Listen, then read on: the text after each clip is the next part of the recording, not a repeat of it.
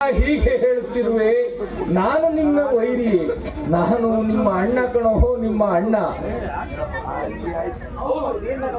ಹೌದು, ನೀನು ನನ್ನ ವೈರಿ. ಏಕೆಂದರೆ ನನ್ನ ಹೆತ್ತ ತಾಯಿಗೆ ನಮ್ಮ ತಂದೆ ಅಪಾರವಾದ ಪ್ರೀತಿಯನ್ನು ಹೆತ್ತ ತಾಯಿಗೆ ವಿಷ ಹಾಕಿಕೊಂಡ ನೀಚ ನೀನು. ಶಿವ ಶಿವ, ಸೂರ್ಯ ಇಲ್ಲ, ಸೂರ್ಯ ಇಲ್ಲ. ನಾನು ನನ್ನ ಚಿಕ್ಕಮ್ಮನಿಗೆ ವಿಷ ಹಾಕಿ ಕೊಲ್ಲಲಿಲ್ಲಪ್ಪ. ನಾನು ನನ್ನ ಚಿಕ್ಕಮ್ಮನಿಗೆ ವಿಷ ಹಾಕಿಕೊಳ್ಳಲಿಲ್ಲ.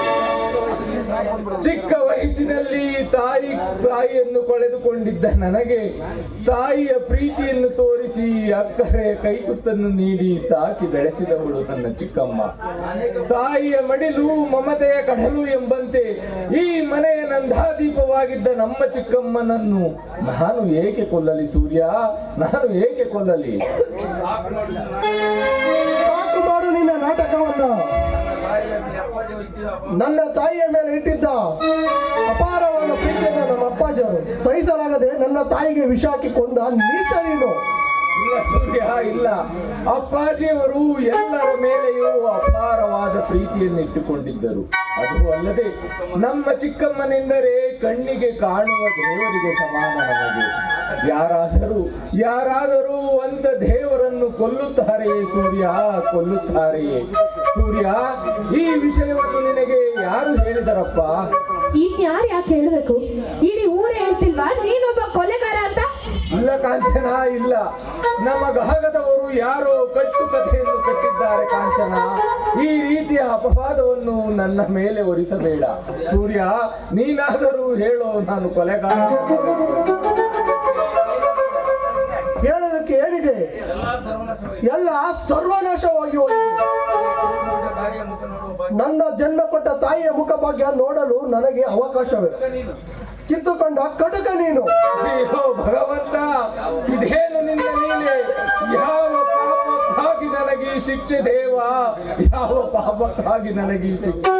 ಸೂರ್ಯ, ನನ್ನ ಹೆತ್ತ ತಾಯಿಯ ಮೇಲೆ ಆಣೆ ಮಾಡಿ ಹೇಳುತ್ತೇನಪ್ಪ, ನಮ್ಮ ಚಿಕ್ಕಮ್ಮನನ್ನು ನಾನು ಕೊಲ್ಲಲಿಲ್ಲ ಸೂರ್ಯ, ಕೊಲ್ಲಲಿಲ್ಲ.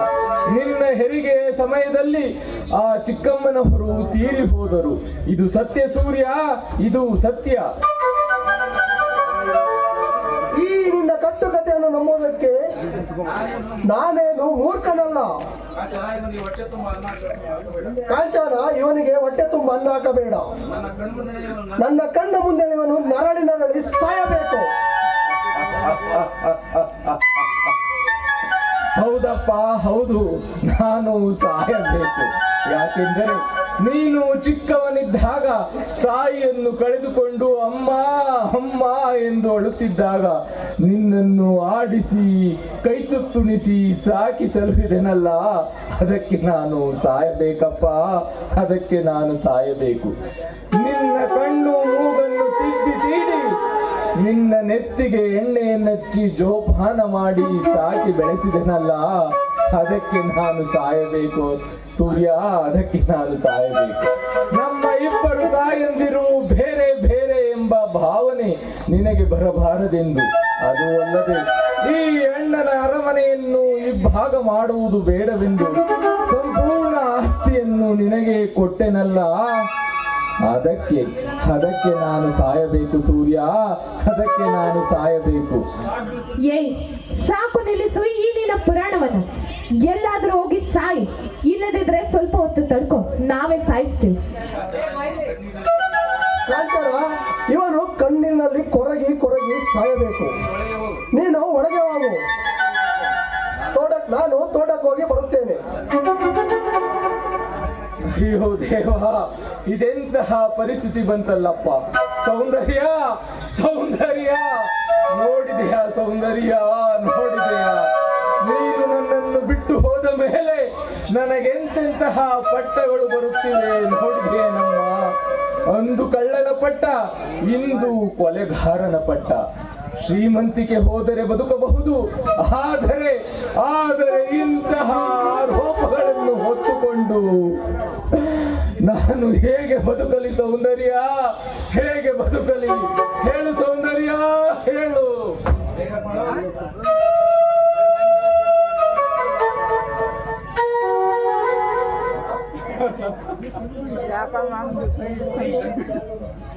ಕಣ್ಬಿಡಿ, ನಾನು ನಿಮ್ಮ ಸೌಂದರ್ಯ ಬಂದಿದೆ. ಸೌಂದರ್ಯ, ನೀನು ನನ್ನನ್ನು ಬಿಟ್ಟು ಹೋಗಿಲ್ಲವೇ ಸೌಂದರ್ಯ? ಇಲ್ಲದೆ ಇದು ಕನಸೆ ಸೌಂದರ್ಯ, ಇಲ್ಲ ಕನಸೆ. ನಾನು ನಿಮ್ಮನ್ನ ಬಿಟ್ಟು ಎಲ್ಲ ಹೋಗ್ಲಿ. ನೋಡಿ, ಇಂಥ ಒಂದು ಒಳ್ಳೆಯ ಸಮಯದಲ್ಲಿ ನಿಮಗೋಸ್ಕರ ಒಂದು ಇಂಪಾದ ಹಾಡನ್ನು ಹಾಡ್ತೀನಿ ಬನ್ನಿ. ಹಾಗೇ ಆಗಲಿ ಸೌಂದರ್ಯ. ಈಗ ನನಗೆ ಧೈರ್ಯ ಬಂತು ಸೌಂದರ್ಯ. ನನ್ನ ಬಾಳಿನ ಜ್ಯೋತಿಯಾದ ನೀನು ನನ್ನ ಜೊತೆಯಲ್ಲೇ ಇರುವಾಗ ನನಗೆ ಎಲ್ಲಿಯ ಭಯ?